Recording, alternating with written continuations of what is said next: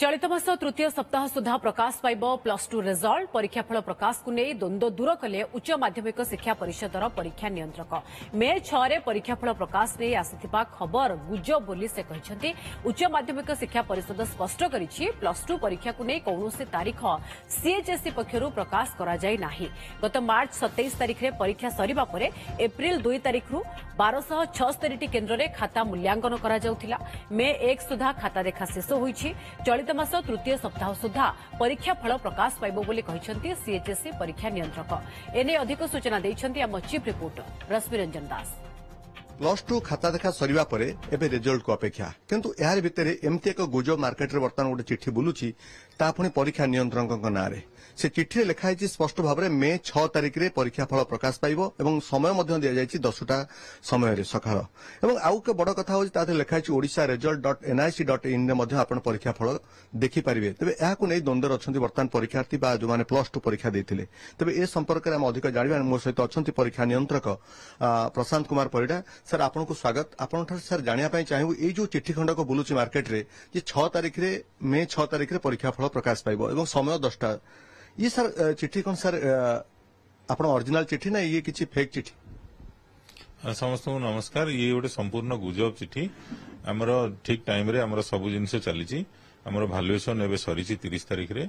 सो processing बहुत fast rate रे processing चली आम चेष्टा करूछु जेते शीघ्र संभव पिला मानकु तांको रिजल्ट दवा पई या पई गोटे विधिबद्ध नोटिफिकेशन हबो आउ समस्त को जणै दिया जिवो को तारिख रे बाहरी। देखंतु वर्तमान तो आमे समस्त वर्तमान एंगेज केमति पिलांकु तांको रिजल्ट दबु खूब शीघ्र रिजल्ट दबु आउ एबे साडकु मुंडो जाइनी किंतु गत वर्ष मध्य एमती एई भलिया ठीक एई भालुएशन सरला परे परे मध्य एमती गोटे गुजब आस्तिला जे एतिकी तारिख रे रिजल्ट बाहरची। मोर समस्त को अनुरोध जे एई भली गुजब प्रति ध्यान दियंतुनी हमर विधिबद्ध नोटिफिकेशन हबो जो डेट रे परीक्षा फल बाहर। केबे सुधा सर परीक्षा फल प्रकाश पाइबो तथापि एक्सपेक्टेड तारीख बा एक्सपेक्टेड वीक किछि अछि?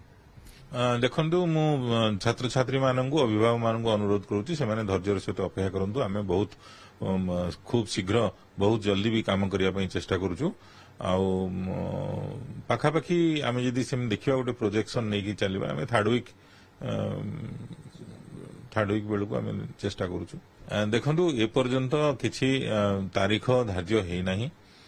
आमे जो प्रोजेक्शन टा दउचे से प्रोजेक्शन टा पछुक भी आसी पारे आगु भी जाई पारे तेनु करी हां किंतु ताकू धैर्यर सहित टिके अपेक्षा करिया पई मु समस्त को अनुरोध करूची आ एई भली जो मिथ्या प्रचार होउची मिथ्या प्रचार रे जमा पड़ंती नाही।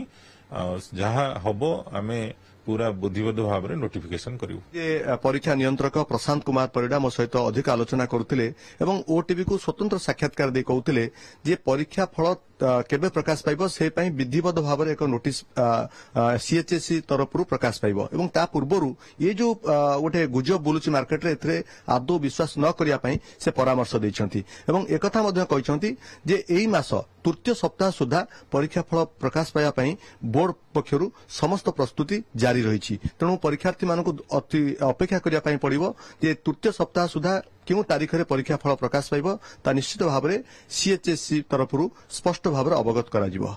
भुवनेश्वर कैमरा पर्सन गोपाल रश्मिरंजन दास ओटीवी।